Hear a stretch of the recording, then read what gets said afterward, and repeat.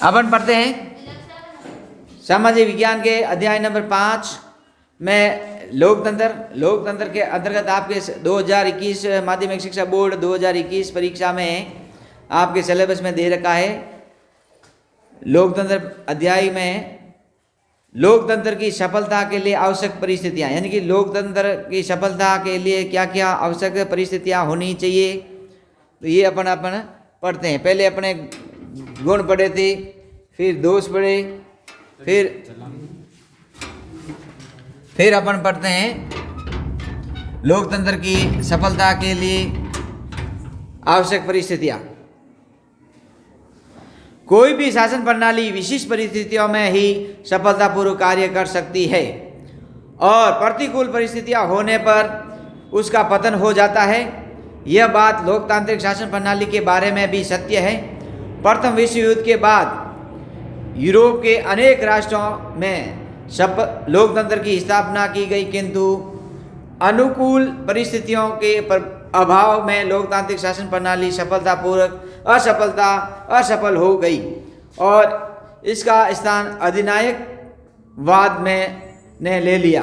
वर्तमान Asia, Africa व Latin America उपमहाद्वीपों में भी अनेक देशों में लोकतंत्र शासन का पतन हुआ, क्योंकि इन देशों में लोकतंत्र की सफलता के लिए आवश्यक शर्तों या परिस्थितियों का अभाव रहा है।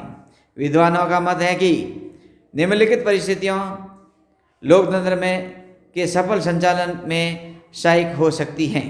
नंबर 1, शांति तथा व्यवस्था। शांति तथा व्यवस्था, यानी कि लोकतंत्र की सफलता के लिए क्या होना जरूरी है?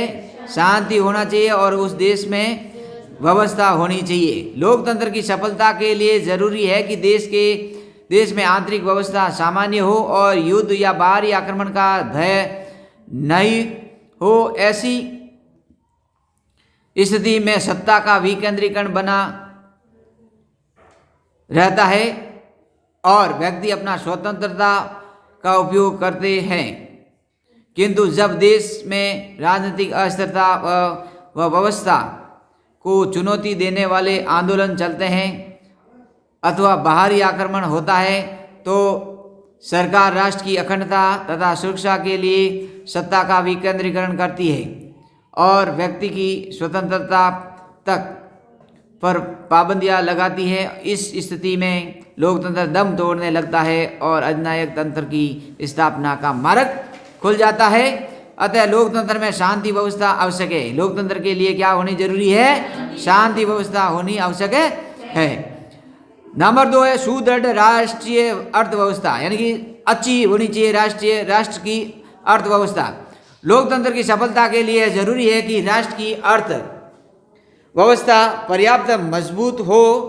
यदि राष्ट्रीय अर्थव्यवस्था औद्योगिक संकट से गुजर रही होती है तो लोकतांत्रिक व्यवस्था लड़खड़ा जाती है। प्रथम विश्व युद्ध के बाद जर्मनी व इटली में राष्ट्रीय अर्थव्यवस्था के लड़खड़ाने के बाद ही इन देशों में लोकतंत्र का अंत हुआ और तानाशाही की स्थापना हुई। इसी प्रकार द्वितीय विश्व युद्ध के बाद पूर्वी यूरोप में राष्ट्रीय आर्थिक अर्थव्यवस्था के कारण वहाँ के देशों में लोकतंत्र के अंत हुआ और साम्यवादी शासन की स्थापना हुई। आधुनिक काल में भी लैटिन अमेरिका की राज्यों में लोकतंत्र की असफलता का एक बड़ा कारण आर्थिक अव्यवस्था है। अनेक अफ्रो एशियाई राज्य भी ऐसे ही संकट में गुजर रहे हैं। जहाँ जहाँ आर्थिक व्यवस्था कमजोर होती है वहाँ क्या होता है? लोकतंत्र विफल होने की संभावना ज़्यादा रहती है। नंबर 3 है आर्थिक समानता की स्थापना। लोकतंत्र में के सफल संचालन के लिए केवल इतना ही जरूरी नहीं है कि राष्ट्रीय अर्थव्यवस्था शक्तिशाली हो, अपितु यह भी जरूरी है कि राज्य की यथासंभव आर्थिक समानता हो, अर्थात गरीबी व अमीरी के बीच छोड़ी खाई न हो। यह तब ही संभव होगा जब बड़े देश में बड़ी मात्रा में मध्यम वर्ग मौजूद हो। इस स्थिति में ही लोकतंत्र को कमज़ोर करने वाले वर्ग संघर्ष से बचा जा सकता है। तो आर्थिक समानता होना बहुत ही जरूरी है।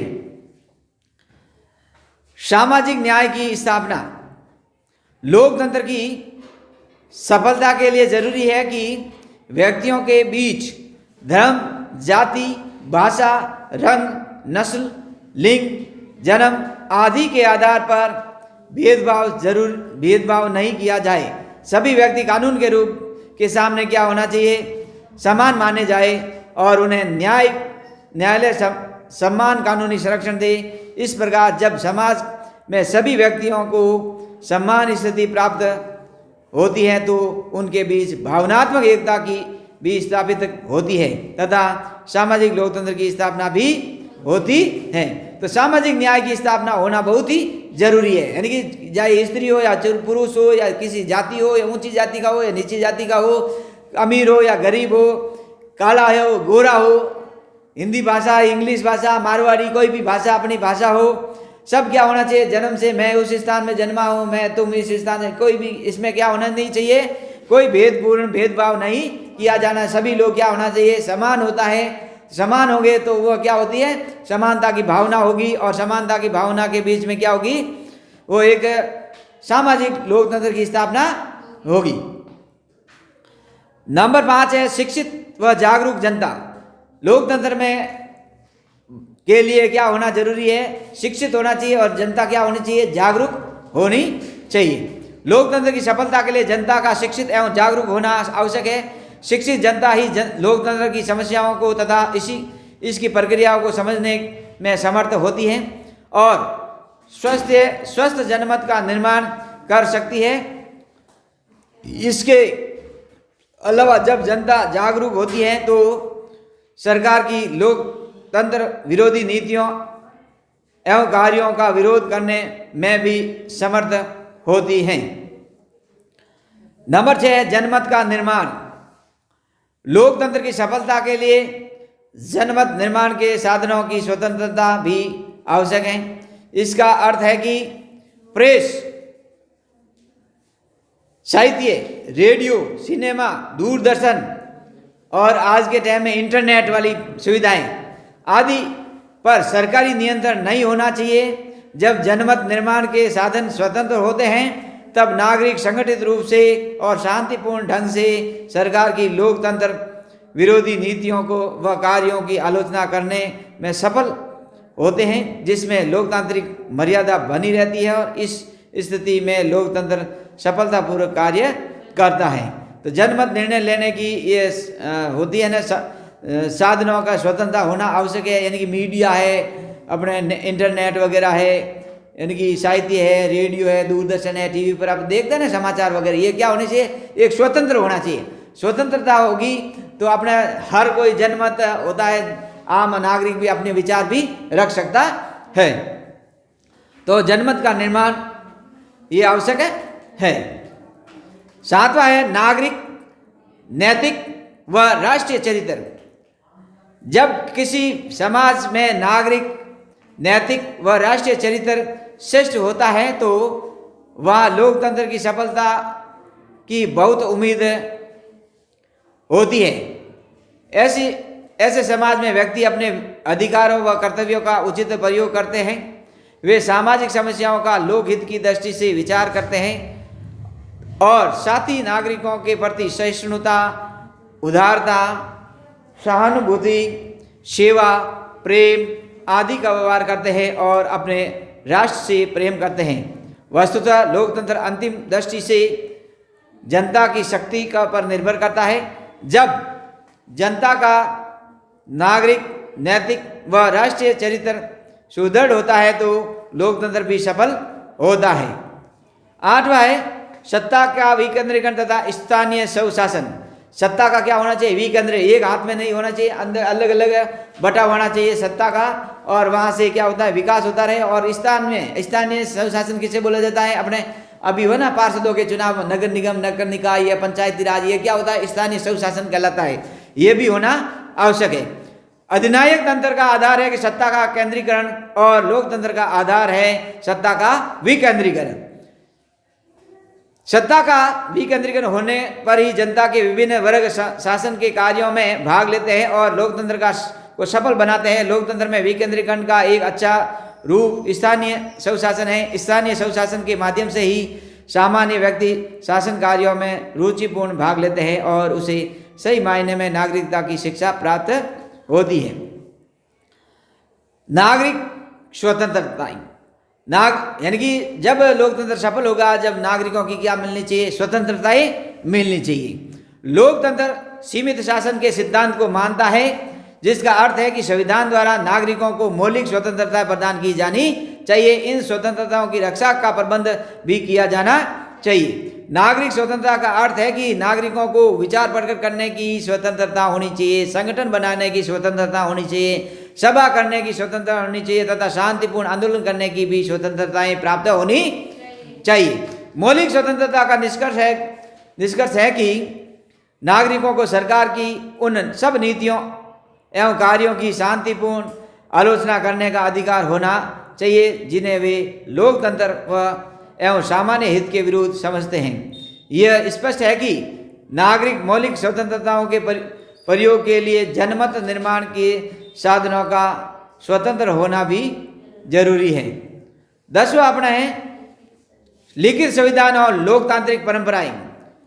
संविधान कैसा होना चाहिए? लिखा हुआ होना चाहिए, लिखित होना चाहिए और लोकतांत्रिक जो परंपराएं है उसी के अनुसार चलनी चाहिए। लिखित संविधान का अर्थ है कि संविधान की भाषा बहुत स्पष्ट होनी चाहिए ताकि वह उसकी व्याख्या को लेकर विवाद एवं भ्रम उत्पन्न नहीं हो। इसके अलावा संविधान में संशोधन की पद्धति कठोर होनी चाहिए ताकि कोई राजनीतिक दल अपने बहुमत का लाभ उठाकर लोकतंत्र के अधिनायक तंत्र में नहीं बदल ले और जैसा कि जर्मनी में हिटलर ने किया था उसी तुम्हार दूसरे नहीं करे। लोकतांत्रिक परंपराओं के से आचरण के उन नियमों व व्यवस्थाओं से हैं जिनका वर्णन संविधान या कहीं और भले ही लिखित रूप में नहीं होता पर वह लोकतांत्रिक पद्धति एवं प्रक्रिया को आगे बढ़ाने वाली होती हैं और जिन पर लगभग सर्वदलीय सहमति बन जाती हैं। 11वां स्वतंत्र एवं शक्तिशाली न्यायपालिका। स्वतंत्र होनी चाहिए और शक्तिशाली क्या होनी चाहिए? उसकी एक देश की राष्ट्र की न्यायपालिका होनी चाहिए। तो लोकतंत्र का आधार संविधानवाद और जिसका अर्थ है कि लोकतंत्र में सरकार को निरंकुश सत्ता प्राप्त नहीं होती है अपितु उसे अनिवार्य रूप से संवैधानिक मर्यादाओं व सीमाओं को स्वीकारना होता है। लोकतंत्र की सफलता के लिए एक शक्तिशाली और स्वतंत्र न्यायपालिका की स्थापना जरूरी होती है क्योंकि ऐसी न्यायपालिका ही कार्यपालिका को कानून का उल्लंघन करने व अत्याचारी बनने से रोकती है और व्यवस्थापिका द्वारा बनाए गए असंवैधानिक कानूनों को अवैध घोषित करती है। ऐसी न्यायपालिका नागरिकों को स्वतंत्रता की भी रक्षा करती है, अपने मौलिक अधिकारों की भी रक्षा करती है। तो उसके लिए क्या होनी जरूरी है? एक स्वतंत्र और शक्तिशाली न्यायपालिका होनी जरूरी है। 12वां है योग्य व निष्पक्ष कर्मचारी तंत्र।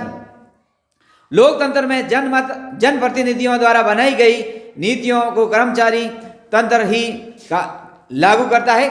लोकतंत्र की सफलता के लिए यह जरूरी है कि कर्मचारी तंत्र न केवल प्रशासनिक दृष्टि से अपने कार्य में कुशल होना चाहिए अपितु उसे आम जनता के लिए सेवाभावी भी होना चाहिए। उसे सदैव दलगत यानी कि किसी दल का राजनीतिक के तटस्थ व निष्पक्ष रहना चाहिए, यानी कि किसी दल का सदस्य नहीं होना चाहिए, बगैर दल वाला निष्पक्ष होना चाहिए और तटस्थ रहना चाहिए, किसी दल का सदस्य नहीं बनना चाहिए। ऐसा क्या होना चाहिए? एक राज सेवक होना चाहिए। क्या होना चाहिए? कर्मचारी होना चाहिए, राज सेवक होना चाहिए। 13वां है स्वस्थ एवं सुसंगठित दलीय व्यवस्था। स्वस्थ एवं सुसंगठित दलीय व्यवस्था है। लोकतंत्र व्यवहार में दलीय शासन प्रणाली है, अतः लोकतंत्र में सफलता राजनीतिक दलों की नीतियों, कार्यक्रमों एवं निष्ठा पर निर्भर करती है। लोकतंत्र की सफलता के लिए जरूरी है कि राजनीतिक दलों का निर्माण स्वस्थ आधार पर हो। उनका संगठन क्षेत्रीय, भाषाई अथवा सांप्रदायिक आधार पर नहीं होना चाहिए अपितु राष्ट्रीय आधार पर होना चाहिए। इसका अर्थ है कि राजनीतिक दलों का निर्माण राष्ट्रीय स्तर की आर्थिक एवं राजनीतिक समस्याओं को लेकर होना चाहिए। इसके अलावा राजनीतिक दलों के संचालन में आंतरिक लोकतंत्र होना चाहिए। समय समय पर दलों के आंतरिक चुनाव होने चाहिए। उन्हें अनुशासनहीनता व दल बदलुओं को अपना सदस्य नहीं बनाना चाहिए। इसलिए क्या होना चाहिए? स्वस्थ और सुसंगठित दलीय व्यवस्था होनी चाहिए। ये लोकतंत्र के लिए अति आवश्यक तत्व है। अब 14 पॉइंट है, योग्य व निष्ठावान राजनेता होना चाहिए। योग्य होना चाहिए और निष्ठावान क्या होना चाहिए? राजनेता होना आवश्यक माना गया है। लोकतंत्र की सफलता के लिए योग्य व बुद्धिमान व लोकतंत्र की निष्ठा के लिए राजनीतिज्ञों का होना बहुत जरूरी है। ऐसे राजनीतिज्ञ ही राष्ट्रीय समस्याओं का शांतिपूर्ण एवं लोकतांत्रिक हल ढूंढने में समर्थ होते हैं। यदि राजनीतिज्ञ भ्रष्ट, अवसरवादी, झूठे, सत्ता के लोभी, समर्थकों को अनुचित लाभ पहुंचाने वाले तथा कुत्सित भावनाओं के भड़काने वाले होते हैं तो लोकतंत्र की भीड़ तंत्र में बदल देते हैं और देश के सामने नेतृत्व की संकट पैदा हो जाता है और लोकतंत्र भी क्या हो जाता है? उसके अंदर असफल होने की संभावना रहती है। 15वां है सार्वजनिक हित की राष्ट्रीय योजनाएं। सार्वजनिक यानी कि सार्वजनिक जगहों के लिए या कोई भी सार्वजनिक हित होता है वहाँ की लिए क्या होनी चाहिए? राष्ट्रीय योजनाएं होनी चाहिए। विकासशील देशों में लोकतंत्र की सफलता के लिए जरूरी है कि शासन द्वारा ऐसी राष्ट्रीय योजनाएं बनाई जाए जो एक और कृषि व उद्योग के संतुलित विकास में सहायक हो और राष्ट्रीय आय में वृद्धि करती हो तथा समाज में के सामाजिक वर्ग व कमजोर वर्ग के जीवन स्तर को ऊंचा उठाने में सहायक हो। 16वां है आधारभूत मामलों में राष्ट्रीय सहमति। जो आधारभूत मामले होते हैं उसमें राष्ट्र की सहमति होनी जरूरी है। लोकतंत्र की सफलता के लिए यह अत्यंत जरूरी है कि आधारभूत मामलों पर समाज में के बहुसंख्यक व अल्पसंख्यक वर्गों व राजनीतिक दलों को सहमति हो, ये आवश्यक माना गया है। यानी आधारभूत मामलों में यानी कि कोई बाहरी आक्रमण हो जाए या आर्थिक संकट आ जाए या कोई दंगा फसाद हो जाए, ऐसी स्थिति में क्या होता है? सभी लोगों को, चाहे बहुसंख्यक हो यानी ज़्यादा संख्या में हो या अल्पसंख्यक यानी कम संख्या में हो और अनेक सारे राजनीतिक दल हो, सभी को एक सहमति करनी चाहिए। ये लोकतंत्र के लिए अति आवश्यक है। तो ये था अपना अध्याय लोकतंत्र में मैं पहले ही बता चुका हूँ। इसके अभ्यास के प्रश्न में लघुतरात्मक प्रश्न जो 12 प्रश्न है वो पूरे करने हैं। अब है निबंधात्मक प्रश्न में आपको कौन कौन सा करना है ये मैं बता देता हूँ आपके सिलेबस के अनुसार। लोकतंत्र से आप क्या समझते हैं, इसके विभिन्न रूपों का वर्णन कीजिए।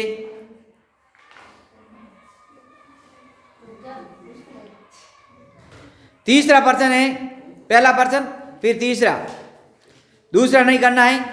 लोकतांत्रिक शासन से आप क्या समझते हैं, इसका आलोचनात्मक परीक्षण कीजिए। चौथा प्रश्न है प्रत्यक्ष व अप्रत्यक्ष लोकतंत्र का अंतर स्पष्ट कीजिए। पांचवा आपके करना है अप्रत्यक्ष लोकतंत्र के गुण दोषों का विवेचना कीजिए।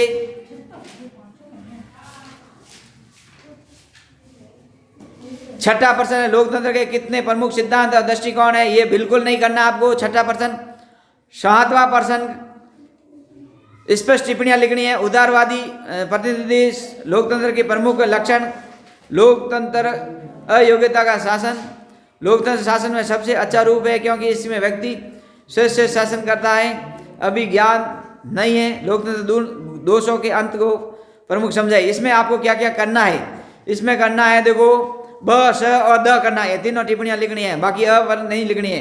उदारवादी लोकतंत्र अपने है ही नहीं सिलेबस में, तो अपने ब, स और द इस प्रकार ये सारे आपको करने हैं।